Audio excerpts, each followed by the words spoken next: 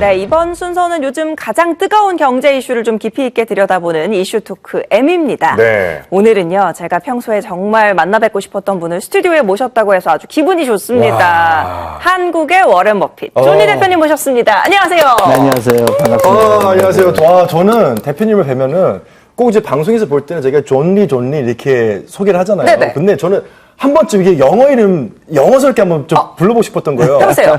존리 대표님 오셨습니다! 느낌이 확 사네요. 네. 좋아요. 야, 근데 이제 전 대표님을 뵈면은 꼭 이제 물어보고 싶었던 게. 뭐요?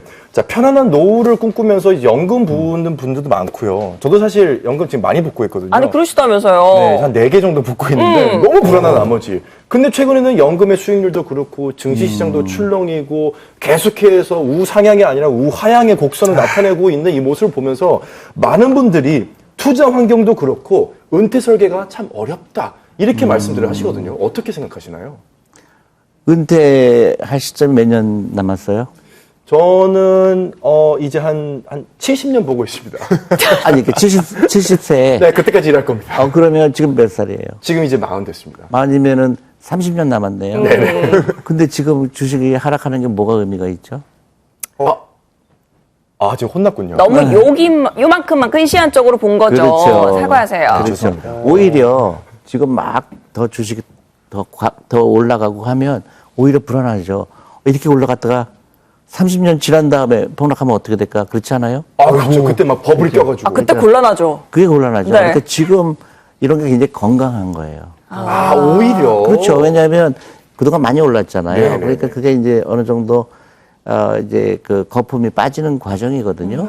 그러니까 주식 시장은 올라갔다 내려갔다를 반복하니까 그게 그동안 이제 몇 년 동안 굉장히 많이 올랐기 때문에 조금 이제 그 울고 싶은 사람 뺨 때린다 그러잖아요. 네. 그래서 너무 많이 올랐기 때문에 사람들은 또 어떤 더 투자하고 싶은 사람도 있지만 또 그동안 번 거를 또 회수하고 싶은 사람도 있거든요. 네. 자연스럽게 바뀌는 거지. 그거를 막 이게 뭐 30년 남았는데 그걸 막 고민하고 그러면은 굉장히 어려워 보이죠. 근데 어려운 게 아니죠. 네, 이제 건강한 조정이야, 그렇죠. 네, 건강한 네, 조정이야 맞아요. 이렇게 네. 위로를 하면서 주식창을 닫아둬야 할 것 같습니다. 그리고 바로 그 옆에 이 노란색 병아리 옷 같이 입고 네. 나온 저희 KBS 신입 아나운서 한 분 앉아 계시는데 이분이요. 네네네. 저희 식구라서 자랑을 하는 게 아니라 네네. 노래면 노래, 뭐 스포츠면 스포츠 다 잘하는데 이번에 경제까지 접수하려고 나오셨다고 해요. 김진웅 아나운서 인사해 주시죠. 네, 여러분 안녕하세요. 이제 처음으로 인사를 드립니다. 수요일과 목요일에 여러분을 찾아뵙게 됐는데요. 지식 조찬쇼를 넘어서 지식 뷰페쇼로 여러분께 다가갈 수 있도록 열정과 텐션으로 채워보겠습니다. 저 죄송한데 그 여러 가지 어떤 목표 중에 이 자리가 목표에 있는 건 아니죠?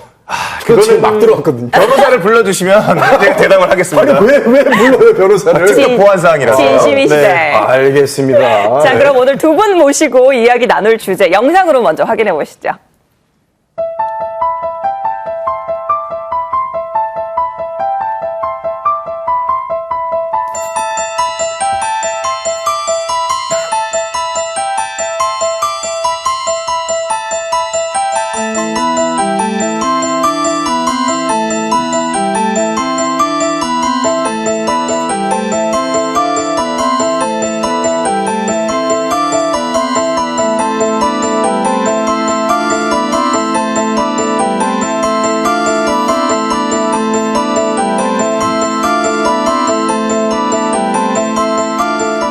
네, 오늘의 주제는 우리 모두의 숙제, 은퇴입니다. 그렇죠. 먼저 한국인의 평균 은퇴 나이는 몇 살일지 저희가 그래프로 준비를 해봤거든요. 한번 같이 보실까요? 네, 2018년 기준으로 한국인의 공식 은퇴 연령은 62세. 그러나 퇴직하고 일을 완전히 하지 않는 실질 은퇴 연령은 72.3세입니다. 그러니까 이게 은퇴를 하고도 10년은 더 일을 한다는 그런 얘기가 돼요. 그렇죠. 실제로 보면 공식 은퇴 나이는 저희가 상당히 어린 편인데 그렇죠. 실질 은퇴는 가장 늦네요. 맞아요. 아니 그리고 사실 저는 은퇴라는 말을 들으면 일단 가슴이 철렁하거든요. 그래서 뭐 아까 말씀하신 것처럼 퇴직연금도 붙고 있고 네. IRP도 하고 있고 근데 요즘 사실 워낙에 그 화폐 가치가 떨어지다 보니까 네. 이거 이래서는 안 되겠다. 좀 재테크를 잘해가지고 돈을 많이 모아둬야 뭔가 회사 생활도 더 편하게 할 수 있고. 아이고, 좀 갓 들어온 많이, 신입이 네, 벌써 걱정이 많아요. 걱정이 많습니다. 자, 선배의 정말 선배의 입장에서 이제 들어온 신입이 저는 그러니까요. 걱정하고 있으면 사실 굉장히 가슴이 아플 마음이 것 아프대. 같은데 자, 평생 일하고 은퇴를 했는데 다시 일자리를 구해야 되는 이 현실.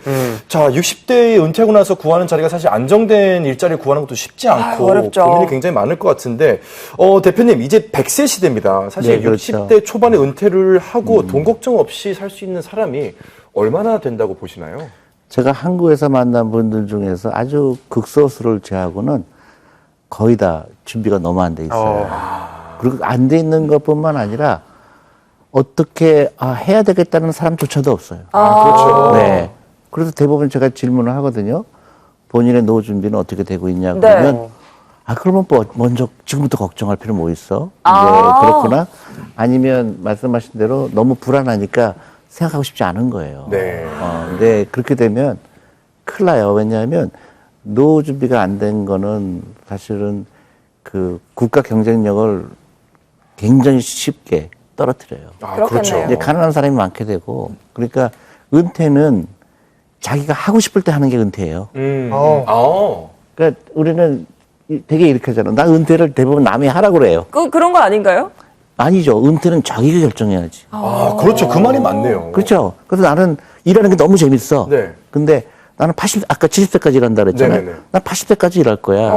죽기 전까지도 일할 거야. 그럴 수 있잖아요.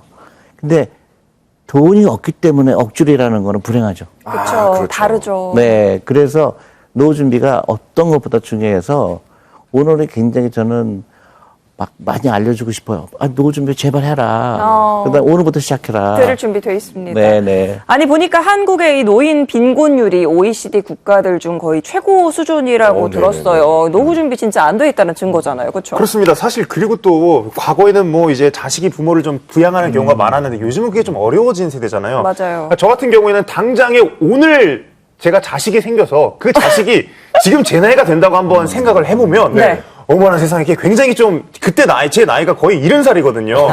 예. 그럼 근데 내가 지금 그걸 잘 준비를 하고 있나 이런 생각을 해보면 그저 불안함만 더 커지는 상황인 것 같아요. 그렇죠. 이제 세상이 변했고 내 생각도 변해야 되는데 우리는 미처 그 생각을 변하는 걸 못했어요. 옛날에는 수명이 짧았잖아요. 네. 그래서 일찍 돌아가시잖아요. 그러니까 이제 은퇴하고 나서 10년에서 15년 사이에 많이 돌아가셨고 그다음에 옛날에 자녀가 많았잖아요. 많았죠. 그러니까 n분의 1 하면 그렇게 부담이 안 돼요. 부모님 모시는 게. 지금은 한 명, 두 명이잖아요. 그리고 오래 살잖아요. 그래서 그런 장기적인 플랜이 필요해요. 근데 안타깝게도 이거를 한국 사람들이 너무 도외시했어요.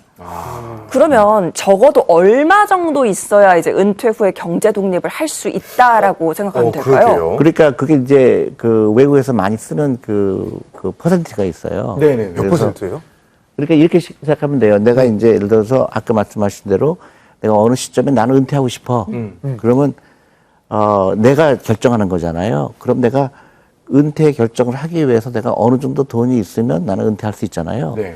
그런 이제 4%를 보통 얘기를 해요. 4%? 네. 그러니까 예를 들어서 1년 생활비가 내가 모은 돈의 4%라고 생각하시면 돼요. 그러면 이제 사망할 때까지 원금이 줄어들질 않아요. 그렇군요. 네네. 그래서 예를 들어서 내가 10억이다. 그럼 4%면 4천만 원이잖아요. 네. 그렇죠. 그러니까 1년 생활비가 내가 4천만 원이라고 생각하시면 대강 감이 잡히죠. 그러면 1년 생활비가 4천만 원 정도 나온다고 계산이 된다면 10억을 모으면 은퇴를 해도 된다고? 그렇죠. 나는 이제 400만 원 가지고 충분히 이제 새로운 수입이 없더라도 내가 그거 갖고 노후 준비할 거야 하면은 10억 모을 때까지는 딴 거 하면 안 되죠. 한눈 팔면 안 돼요. 그렇죠. 그런데 우리나라 사람들이 유독 그렇게 노후 준비를 잘 못하는 이유는 뭐라고 보세요? 그러게요. 저는 이제 저는 이제 희망적인 얘기를 하다 보면 하려고 하면 누가 노후 준비는 100% 가능해요. 네, 100% 가능한데 액션이에요. 그다음에 생각을 바꾸질 않아서 그래요. 그 생각이 중에서 제가 한국에서 제일 전 세계에서 한국처럼 왜 이렇게 노후 준비 안 되는 결정적인 이유는 네. 네네네. 사교육비예요. 사교육. 사교육비가 예, 영향을 전 세계에서 이렇게 돈을 많이 네. 자녀들을 그 공부하는 거에 쓰는 나라가 없어요. 근데 그게 안타깝게도 이제 우리가 투자 수익률이라고 그러잖아요. 네. 우리가 투자를 했을 때는 우리가 이제 어떤 수익을 원하잖아요. 네, 네. 가장 낮은 수익이 아이들한테 쓰는 공부 잘하는 학원비예요. 그러니까 투자 대비 수익이 마이너스인 거예요. 걷어들이기 네. 힘들어요. 아니, 걷어들이지 못하죠. 제가 봤을 때 지금 이 영상을 보고 계시는 많은 이제 어머님들께서 아니 이게 쏟아붓는 돈이 회수가 안 된다고. 회수 불가능입니다. 왜냐하면 그런 이제 우리는 세상이 변했잖아요. 네. 그러면 어떤 아이들이 부자가 될까? 아이들을 부자로 만들어야 되잖아요. 그렇죠. 부자가 된 사람들은 전부 남들이 안 하는 생각을 하는 사람들이 부자가 돼요. 맞아요. 맞아요. 그래요. 맞아요. 네. 그러니까 남들이 안 하는 걸 생각해야 되는데 우리는 학원에서 남들이 하는 거를 똑같이 기계가 하는 거를 강의하잖아요. 네. 그게 저는 제일 안타까운 거예요. 그러니까 아이들은 경쟁력이 떨어지는데 돈을 다 써버리니까 부모님은 이 아이가 이제 성인이 됐을 때 네. 부자가 되겠지. 그러면 나도 노후를 잘 보내겠지. 착각을 하고 있는 거죠. 제 대학교 후배 중에 정말 남들이 안 하는 생각을 많이 하는 사람이 있거든요. 그 사람 부자가 될 것 같아요. 김진웅 아나운서입니다. 네, 대학 때부터 남들이 안 하는 행동, 남들이 안 하는 생각을 정말 많이 했거든요. 그래요? 부자가 될 상인가요? 어떤가요? 부자가 될 상인가요? 굉장히 큰 부자가 될 것 같아요. 고맙습니다. 축하드립니다. 감사합니다. 자, 은퇴는 안 해도 되겠네요. 은퇴를 빨리 할 수도 있겠네요. 오히려 빨리. 네네. 야, 근데 저희가 마침 어제 네. 사교육비에 대한 얘기를 이 방송에서 했었거든요. 맞아요. 네, 대한민국이 한 7.8%, 9% 정도 소득에 쓰고 있고 전 세계 1위, 2위가 중국 6.8%라고 하는데 실제로 이 부분들이 노후에 영향을 많이 미칠 수가 있겠군요. 굉장히 가장 큰 건데, 근데 중국은요, 최근에 발표를 했어요. 그 사교육 금지를 했어요.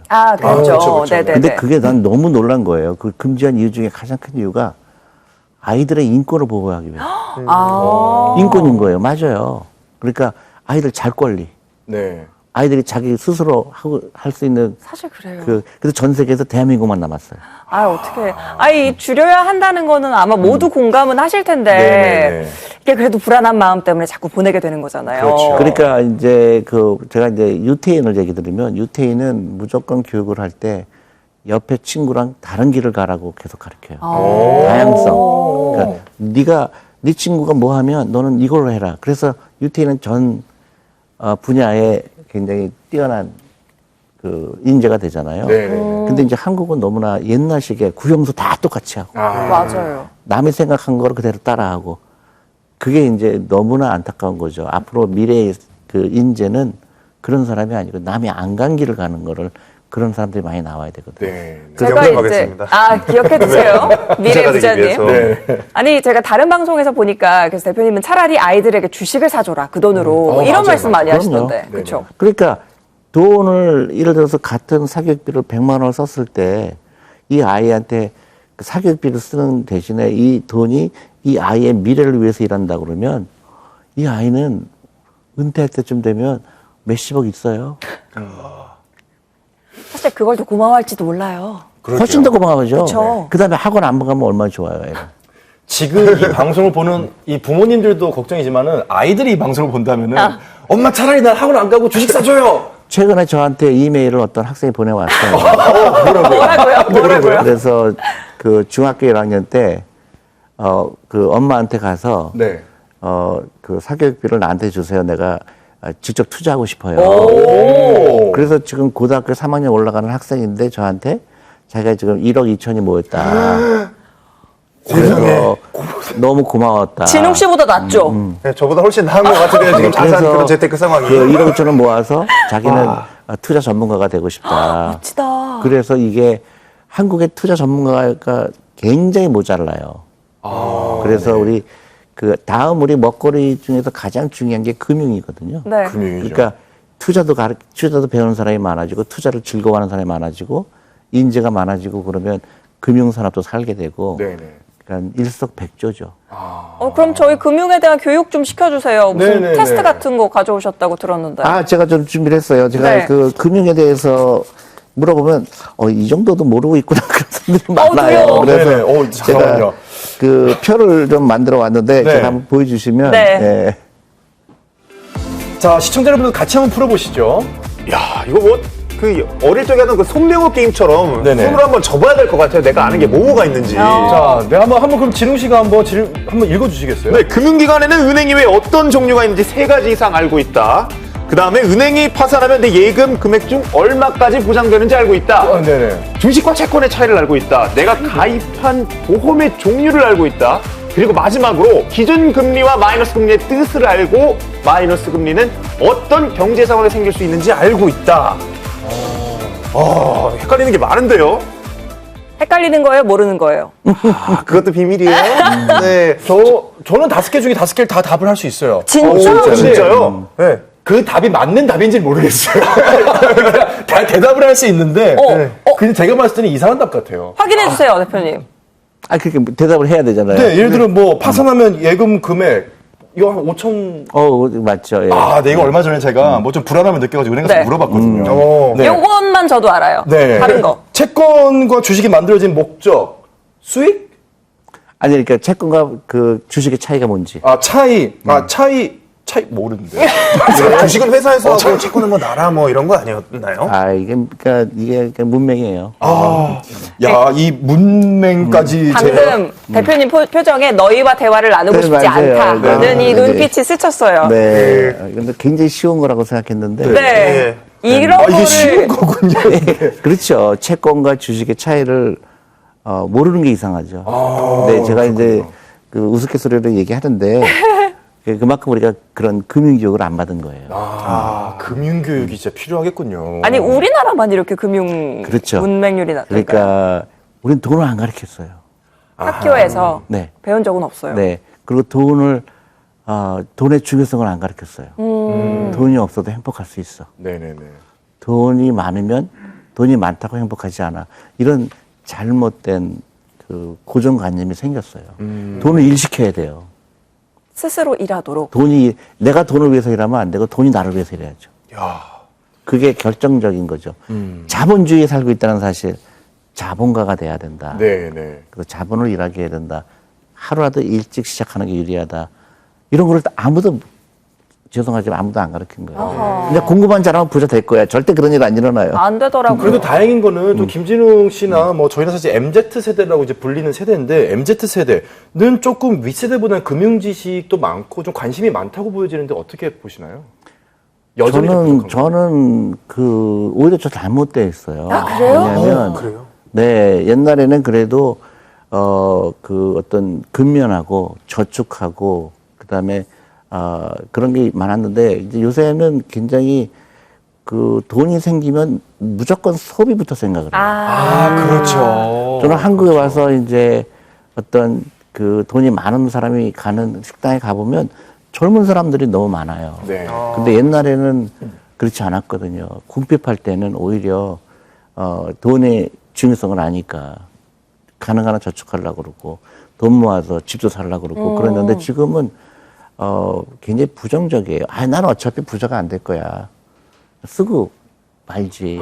그게 이제 욜로라든가 네, 이제 네, 뭐 그런 게 한 것 같아요. 절대 그렇지 않거든요. 누구나 노후 준비 될 수 있고 누구나 경제 독립할 수가 있어요. 생각을 바꿔야 돼요. 진웅 씨가 그나마 우리 중에 제일 MZ세대에 가까운데 네. 어떻게 네. 하고 계세요? 아니 사실 저 같은 경우에도 뭐 우리 대표님께서 다른 방송에서 뭐 차 사지 말라 뭐 이제 금통시계 사지 말라 이런 말씀을 해주셨지만 요즘은 또 대플렉스의 시대 아니겠습니까? 플렉스. 네, 그래서 뭐 사실 뭐 한정판 운동화도 사고 싶고 그리고 또 말씀하신 것처럼 언젠간 제가 좀 자본적으로 좀 독립을 이룬다면 뭔가 좀 이런 거 저런 거 사고 싶다는 그러니까, 생각이 굉장히 그렇죠. 많이 들거든요. 혼날 것 같은데요. 네, 그러니까요. 그래서 그걸 금융문맹이라고 그러는데요. 아이고. 질병이에요. 질병에 걸렸습니다. 치료가 아니에요. 필요합니다. 농담이 아니에요. 병이라고 그래요. 진짜요? 네, 그래서 그걸 질병이라고 그래요. 영어로 disease라고 그래요. 그리고 에피데믹하다고 그래요. 전염병이다. 네, 에피데믹하고. 그럼 어떤 처방약을 내려주실 수 있으실까요? 진웅 씨 조만간 신차 나오잖아요. 이미 끝났어요. 그러니까요. 해약해야죠. 그러니까 예. 간단한 거예요. 부자처럼 보이지 말고 부자가 되려고 해라. 네. 야, 이거 굉장히 울림 있는. 너무나 많은 젊은 사람들이 난 부자처럼 보이려고 해요. 그것 때문에 노후를 망치게 되고 그렇죠. 내 인생을 망치게 되고 나뿐만 아니라 우리 가족, 가난이 대를 물리게 해요. 네. 네. 자, 그러게요. 예전에는 저축을 위해서 돈을 벌었다라면은 지금 세대는 좀 쓰기 위해서 돈을 버는 좀 느낌이 그런 좀 경향이 있는데, 있어요. 네. 네. 저희가 다 빨리 이제 쾌유를 기원하면서 마지막으로 이것만은 꼭 기억해라 한마디만 부탁을 드린다면요. 당장 시작해라. 네, 이거는 미룰 일이 아니다. 당장 해약하겠습니다. 예, 당장, 그리고 이제 구체적으로 그런 연습을 해야죠. 제일 이제 내가, 정말로 노후 준비해야 되겠구나. 나는 그러면 경제적으로 독립을 해야 되겠다. 그러면 일단 내 재산이 얼마인지를 알아야 돼요. 네. 이제 시작을 하는 거거든요. 네. 그러니까 어저께보다 오늘 조금 더 부자가 돼야 돼요. 네. 내일은 오늘보다 조금 더 부자가 되잖아요. 그렇죠. 그러면 이제 끊어야 될 게 많죠. 크레딧 카드 끊고, 네. 또 자동차가 무조건 필요한 거냐. 아이고. 자, 끊으십시오. 네. 그다음에 예. 우리가 아무리 우습게 쓰는 커피를 정말로 너무 비싸게 너무 많이 그렇죠. 맞습니다. 네. 그다음에 사교육비는 당연히 끊어야 될 것 같고요. 네. 그래서 이제 자기가 갖고 있는 전 재산 네. 다 더해보는 거죠. 뭐 은행 예금 얼마 있고, 다 퇴직연금 얼마 있고 다 하고, 그다음에 내가 이제 빚, 네. 카드 빚, 자동차 빚, 예. 거기 자산에 자동차는 들어가면 안 돼요. 그거는 내 돈이 계속 나가게 하는 거거든요. 네, 네. 부채입니다. 기름 넣어야 되죠. 그렇죠. 또 세금 넣어야 되죠. 또 감가상각 있죠. 그러니까 그거는 재산이 아니고 빚만 있는 거죠. 네. 그래서 내 총 자산에서 총 빚을 뺀 게 내 순자산 가치. 네네네. 네. 그 순자산 가치가 늘어나는 거죠. 늘어나서 내가 은퇴할 때 됐을 때 10억이 되거나 20억이 되나 그건 자기의 라이프에 따라 틀리겠지만 그 시작을 하는 겁니다. 하루도 일찍 시작해야 돼요. 그럴게요. 자, 앞으로 끊고 하나 둘씩 끊고 당장 시작해라. 당장 시작하겠습니다. 김진우 씨 끊고 당장 시작하세요. 시작하겠습니다. 자, 오늘 알찬 정보 나눠주신 존리 대표님 진심으로 감사드리겠습니다. 고맙습니다. 네.